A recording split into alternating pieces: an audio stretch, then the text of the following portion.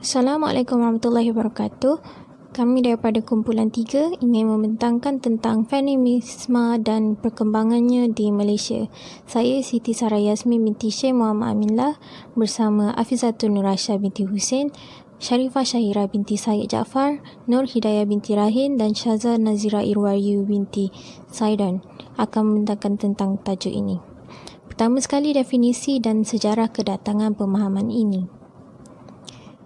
Menurut Oxford Learners Dictionaries, feminisme bermaksud kepercayaan dan maklumat bahawa wanita harus mempunyai hak dan peluang yang sama seperti lelaki.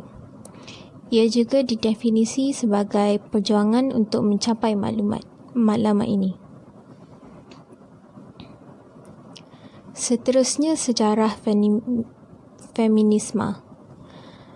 Feminisme berwujud seawal zaman Yunani, di mana falsafah Plato menganjurkan bahawa wanita mempunyai kapasiti semula jadi yang sama dengan lelaki untuk mentadbir dan mempertahankan Yunani.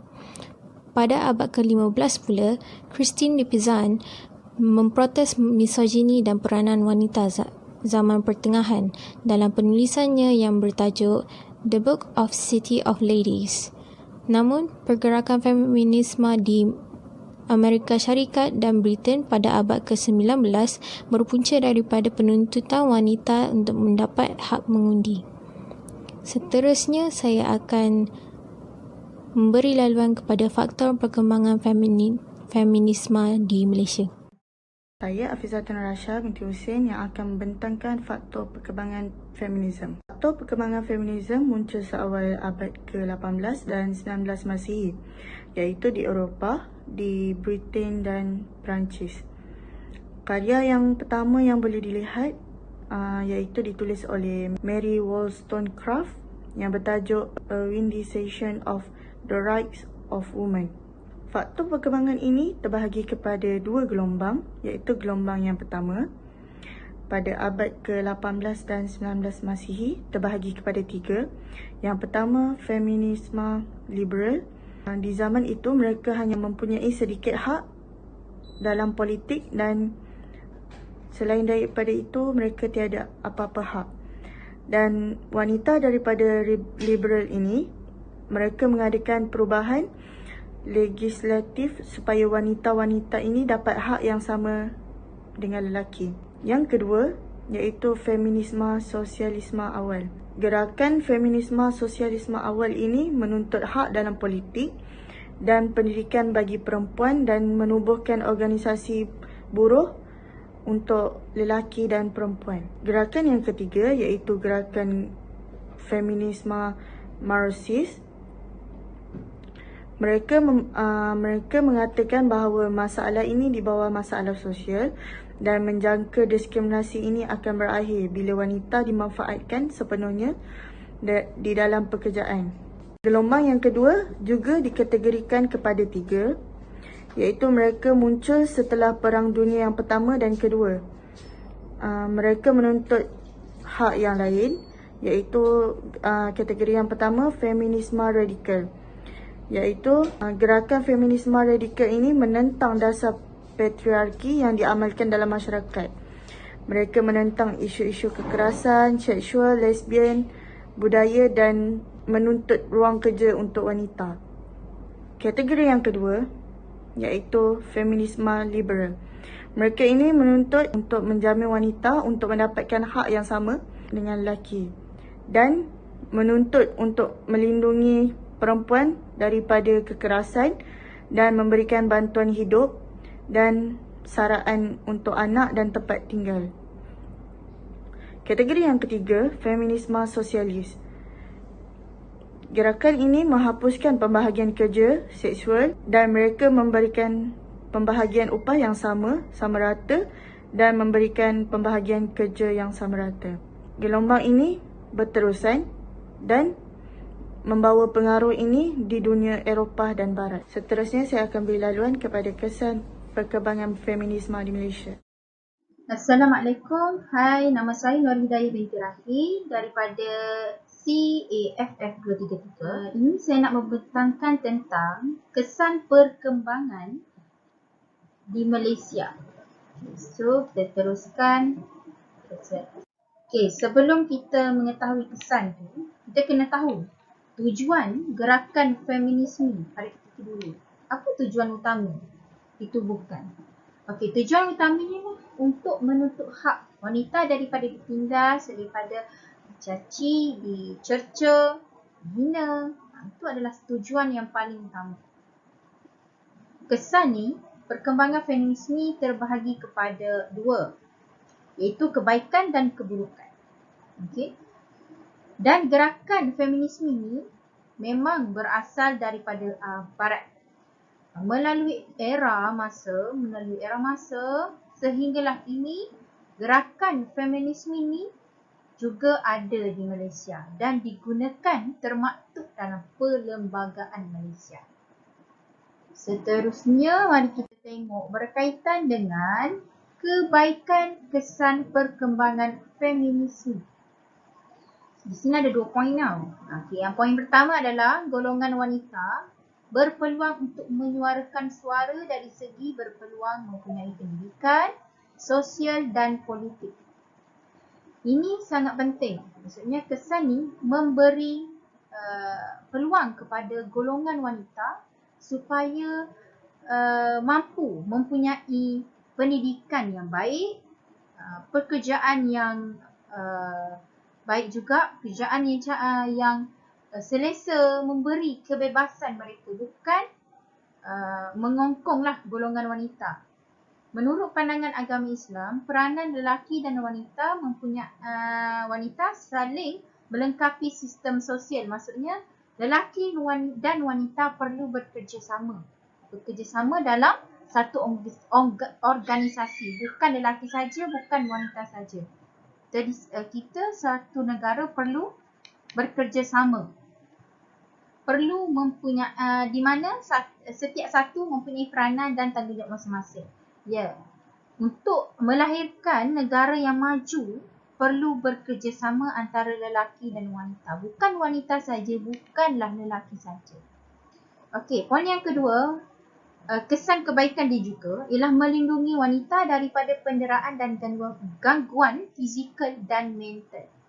Ini adalah salah satu kebaikan kepada golongan wanita yang sentiasa didera. Lebih-lebih lagi apabila berumah tangga. Yang dipukul oleh suami, didera oleh suami. Perlembagaan telah mengeluarkan Akta Hukuman Keganasan Rumah Tangga 1994, Akta 521. Ini adalah maksudnya hukuman kepada sesiapa yang berlaku keganasan rumah tangga. Ini satu pembelaan kepada golongan wanita. Seterusnya, keburukan. Keburukan kesan perkembangan feminisme. Keburukan. Ada juga kebaikan dan ada juga keburukan. Keburukan yang pertama adalah gerakan feminisme lebih menumpukan terhadap golongan wanita yang elit dan menengah atas. Sebaliknya, wanita miskin masih ditindas. Maksudnya golongan yang tidak bernasib baik masih ditindas. Itu adalah satu kesan buruk kepada golongan wanita di Malaysia. Di Malaysia memang dia macam tak adil. Dia memberi peluang kepada wanita yang elit saja, wanita yang bernasib baik saja. Malahan wanita yang tidak bernasib baik masih ditindas. Kebanyakan gerakan feminisme ini mempunyai kecenderungan yang tidak sihat dan membawa unsur-unsur negatif dalam agama Islam. Kita di Malaysia adalah agama yang utama adalah agama Islam. Tapi agama Islam juga perlu menjadi satu benda yang utama lah. Maksudnya gerakan feminisme ni dia datang daripada barat. Datang daripada barat dan dia banyak patang larang hukum agama Islam tidak termaktub dalam gerakan feminisme. Prinsip dan hukum Islam akan dipersilakan. Betul? Maksudnya apabila gerakan feminisme datang, dia tidak relate dengan agama Islam. Dia tidak relate dengan hukum mahkam agama Islam. Menyebabkan maksudnya gerakan tu wanita, kalau sebagai contoh, wanita Islam sepatutnya wajib bertudung, tetapi gerakan feminisme, kedatangan gerakan feminisme menyatakan wanita ni tidak diwajibkan bertudung. Maksudnya memberi kebebasan yang sangat meluas. Sepatutnya tetapi kalau agama Islam dia tidak memberi, dia melindungi wanita tapi tidak memberi kebebasan yang sangat kritikal. Maksudnya sampai hukum hakam tidak dibetulkan, maksudnya dibetulkan macam itulah. Maksudnya prinsip dan hukum Islam akan dipersendakan dan dipersoalkan, dan gerakan ini lebih cenderung tidak mendahului hak Allah Subhanahu Wa Taala. Maksudnya gerakan feminisme ini banyak mempersoalkan unsur-unsur yang membawa kepada negatif kepada agama Islam. Baiklah, beralih pula kepada isu yang akan kita sentuh. Sebelum saya mulakan, nama saya Sharifah Syairah binti Said Jaafar, dan pada sesi kali ini kita akan membicarakan tentang cabaran feminisme dalam perkembangannya di Malaysia.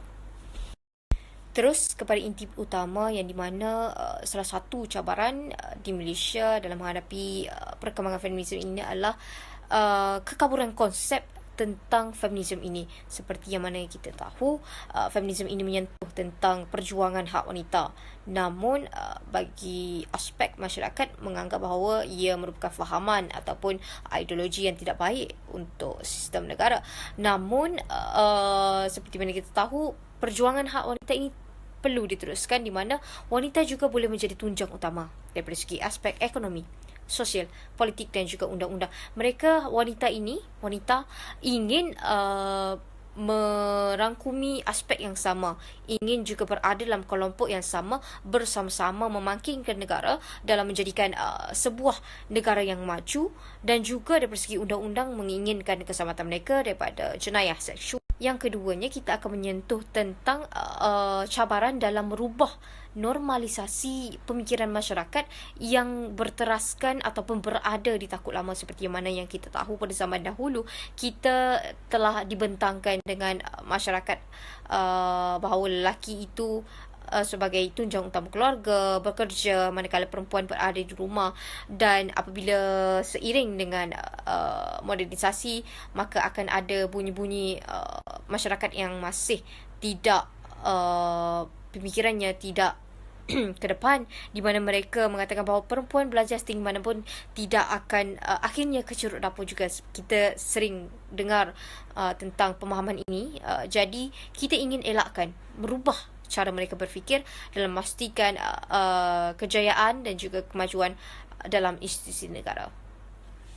Seterusnya, cabaran lain dapat disyukuri adalah penerimaan masyarakat, terutamanya golongan yang bertabatkan lelaki sebagai tunjang utama, di mana mereka masih mengekalkan ataupun tidak menyokong perjuangan wanita ini, kerana bagi mereka tetap kekal dengan sokongan mereka dengan tradisi yang membawa nadi lelaki sebagai tunjang utama, namun tidak lagi relevan untuk diperbincangkan pada zaman modernisasi ini. Jadi itu sahaja untuk yang ketiga, dan akhir sekali kita akan sentuh tentang memberi konsep, cabaran dalam memberi konsep bahawa feminisme ini bukanlah sepenuhnya fahaman yang bertentangan dengan agama. Menyentuh tentang feminisme, konsep yang menyeluruh ini, akan ada yang berkata bahawa feminisme ini berlakunya di barat. Ia juga berlaku apabila feminisme liberal barat ini yang memisahkan agama dengan daripada segi talak, harta dan lain-lain, di mana ia tidak boleh kerana ia sudah terletak dalam hukum yang letakkan dalam agama Islam. Tetapi dalam konteks yang asal atau berdasarnya yang diperjuangkan oleh gagasan wanita ini, menggerakkan nadi dalam memastikan bahawa wanita juga bukanlah ingin mendominasi sepenuhnya dalam semua sektor, namun memohon untuk memberikan keadilan yang sama rata kepada semua golongan. Jadi saya rasa itu sahajalah yang dapat saya kupas, dan pelbagai perlawanan pelbagai pihak harus diperlukan dalam memastikan masyarakat hidup harmoni. Hai, saya Syaza. Saya akan meneruskan pepetangan kumpulan ini. So, kesimpulannya, feminisme merupakan perjuangan wanita dalam menegakkan hak-hak mereka.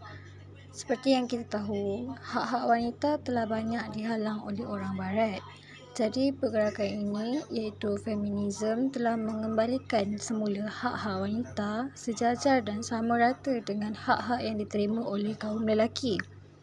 Wanita juga perlu mempunyai peranan dalam setiap bidang, tidak kira dalam bidang politik, ekonomi dan sosial. Walaupun mendapat banyak tentangan daripada orang Barat terhadap feminisme, namun ia tetap diteruskan. Jika dilihat dari gambar ini, lelaki dan wanita adalah sama.